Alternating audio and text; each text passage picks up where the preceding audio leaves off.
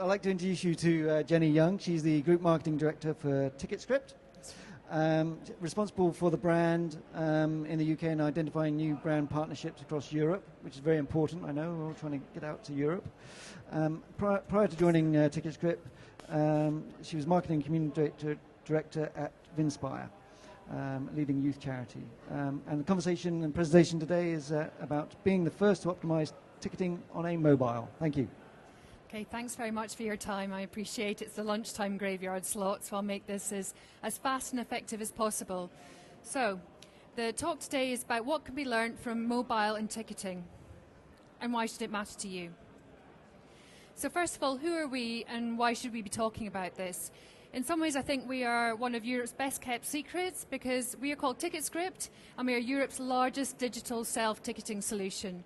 We run across 5 countries, we've sold over 10 million tickets, and we've run over 50,000 events. The reason you may not have heard about us is that we believe in being a true white label. We are not interested in getting our brand out there. What we want to focus on is helping our clients and our events sell more. We don't have a listings website, we're not about the logo, we are about making sure that our clients are as effective as possible.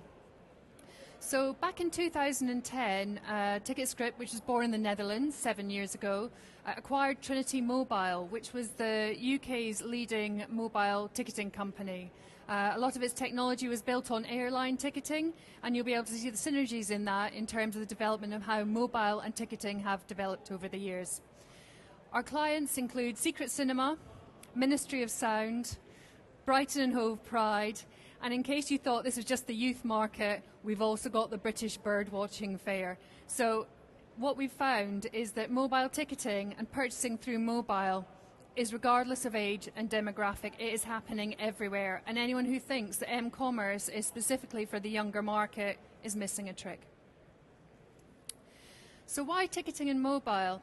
I think ticketing is a unique marketplace in that you have a real-time pressure to purchase unlike any other. There's a genuine social element. There's no point going if your mates aren't going, if it's an event. And there's a finite amount of tickets. So in some ways, it's really important to make sure that technology is up to date and you're allowing people to purchase whenever they want, how they want.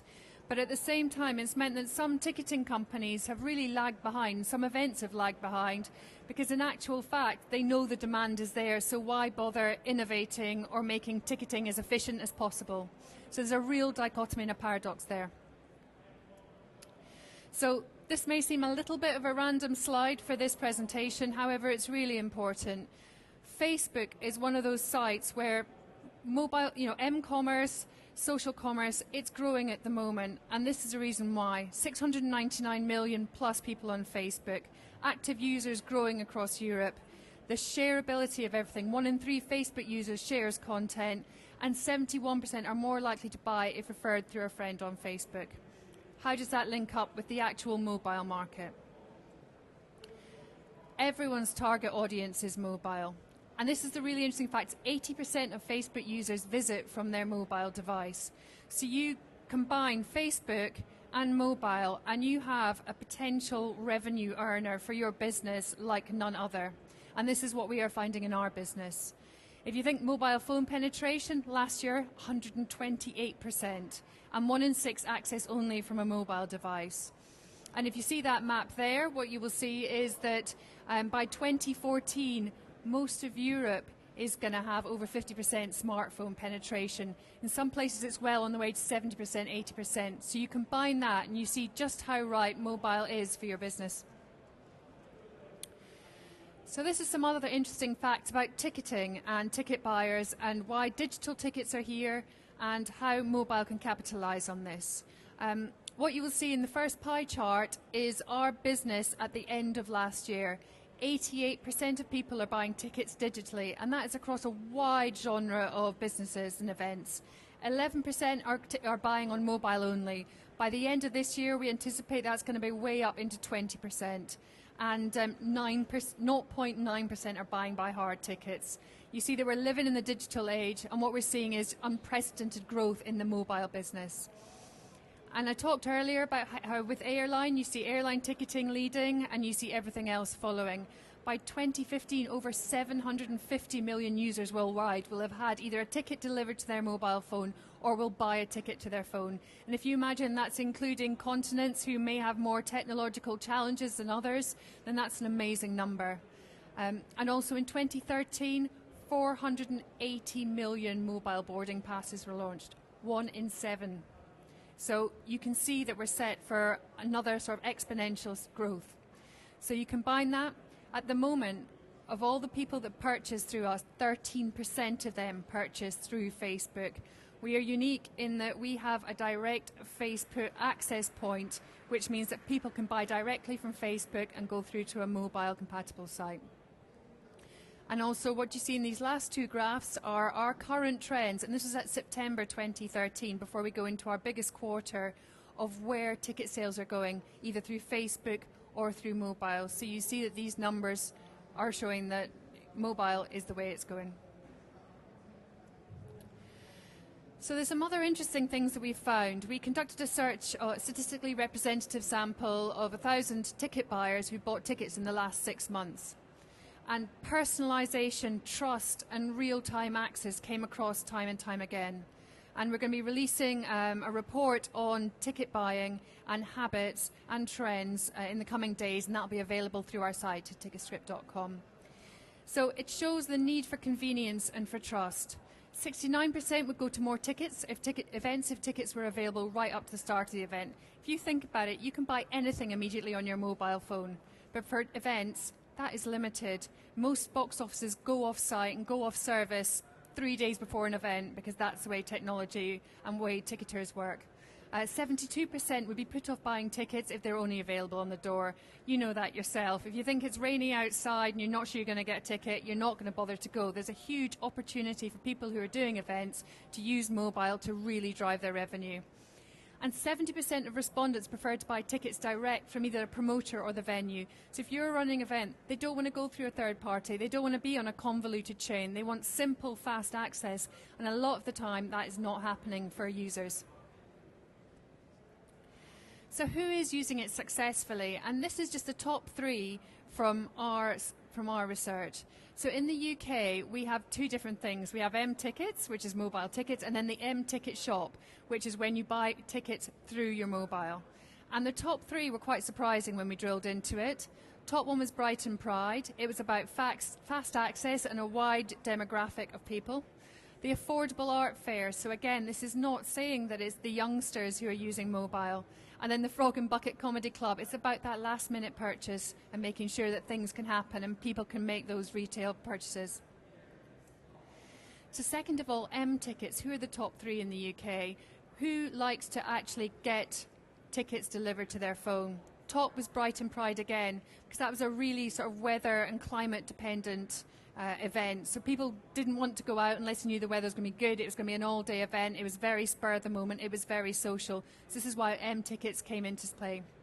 Visit Southport, again, not a very sexy sounding brand. However, they do the Southport Air Show and the Southport Fireworks. So again, that shows the demographic of people. It's very weather dependent, it's very time specific. But what you find is that people buying tickets and wanting tickets on their mobile is not restricted to their 18 to sort of 25 market. And last is Ministry of Sound. If you have a look on Ministry of Sound's website and their mobile app, it is fantastic in terms of ease of information, ease of access and ability to buy tickets.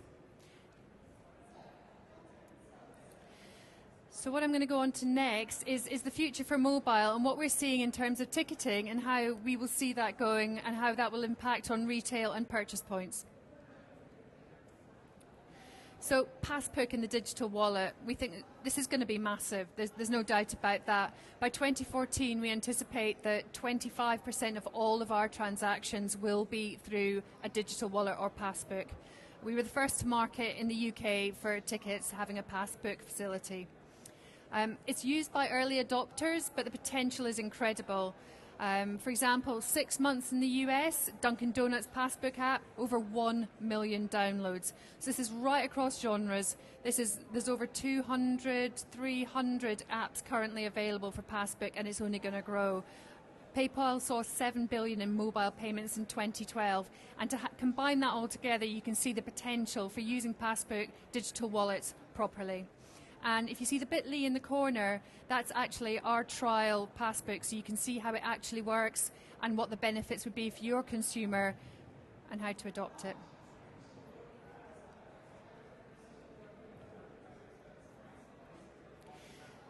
So the next thing is seamless interaction. I think we're tolerating a certain level of technology, but it's not gorgeous yet. Barcodes, if you think about it, why would you have a code on your phone that has to be scanned by something else to get you in somewhere? Why does that work? We know that the next step will be making sure that mobiles can directly sense the purchases have been made without the need for a cumbersome old school way of doing things with a scanning machine. The next thing is end-to-end mobile transactions. We know the people in the Apple Store are doing it fantastically, and it's happening more and more, but being able to purchase on a tablet, on a mobile, right the way through to having your proof of purchase, right the way through to having your gift or being able to collect things through a mobile purchase will be fantastic, and we know it's coming. And the last thing, and the thing that we're really excited about for 2014, will be the mobile box office. If you think about it, I've touched upon it before, you go to a classic event, you can't buy a ticket 3 days before unless it's available on the door. What you want to be able to do, event organisers want to be able to bank that money, have people buy direct from them but not see the cash.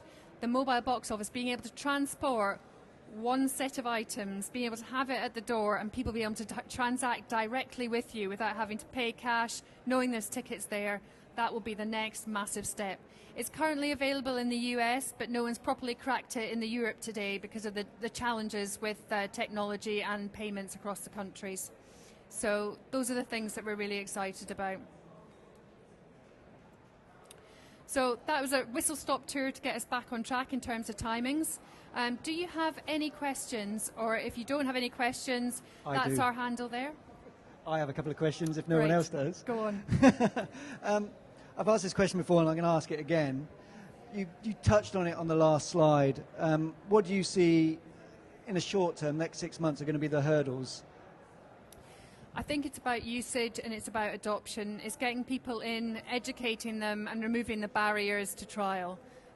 It's the education piece. As soon as you get that education piece cracked, get to that tipping point, then you will start to see everything becoming into the mainstream.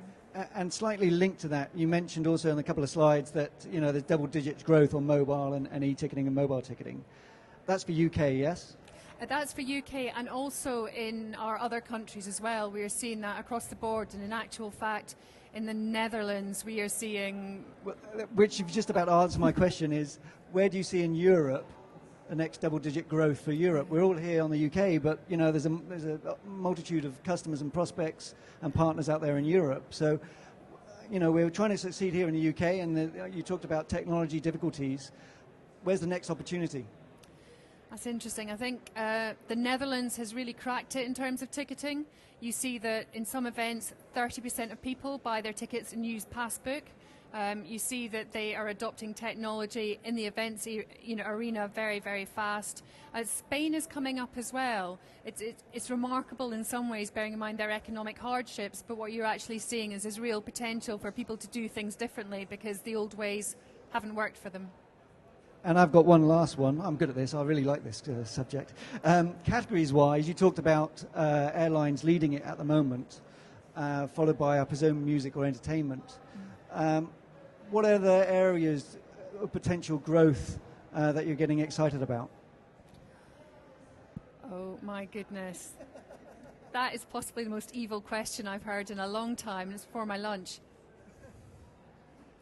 Yeah, in terms of technology...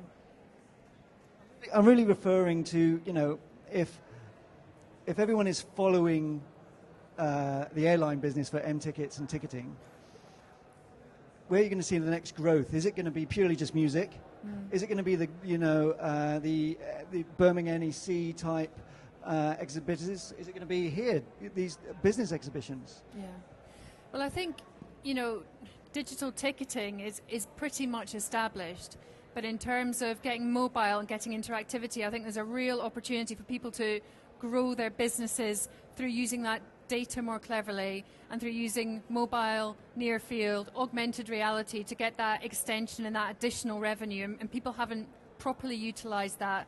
And that takes both a consumer education and a need and a business prepared to take those risks. Well, thank you. Sorry for the difficult questions. It wasn't prepared. Anybody else got any questions?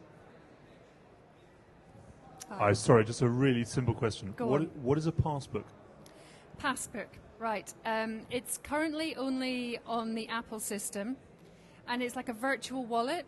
So you're able to store all your tickets, credit card information, tokens, vouchers, coupons, all sorts of things, and you're able to use them for transactions. So it's kind of sort of keeping it all digitally in one place. Does that help? What phone do you use? There should be. You should be able to if you don't have it on there, have a go. It's great. Yeah. Thank you. I've got one more question here. Hiya. Just a couple of quick questions. Go on. How much does it cost? How long does it take to integrate? And what's the sort of number of tickets that it's worthwhile for you to get engaged with? Okay, so how much does our service cost? Our service is absolutely free to event promoters. What we do is we charge a fee per ticket, and that depends. So that's put on to the customer because it's in charge. It depends on the cost and the size of the event. So we do not charge event promoters anything to use it, and the actual cost will vary in terms of scale and the service we provide. Does that help? Did I answer all of it? Thank you. Any more questions? Yeah. Last one. Okay, great. Hi, I also work in the ticketing industry, as you can see. I was quite interested when you mentioned about how you have seen certain results depending even on factors like the weather. So can you imagine other scenarios where mobile can be more effective or can be pretty useful? Thank you. I mean, mobile is just such a fast route to market. So if you were looking at reducing tickets, last minute allocation, one of the things that we're really keen on is letting people actually own their own database. So traditional ticket agencies, they do give your data back to event promoters. However, they also keep it themselves and use it to market. What we believe in doing is making sure that people own their own data, don't give it to anyone else. They can use that and develop a real relationship and a connection with their customers. So hopefully by doing that and changing their business model, they enable themselves to drive a deeper relationship, provide offers, provide last-minute opportunities. Mobile just makes things so much easier and smoother, and it's really time that the ticketing industry generally sees change in that. Brilliant. Thank you very much for your time. Thank you, Jenny. Great. If you've got any further questions, perhaps you might be about later. Thank you. Okay, thank you so much.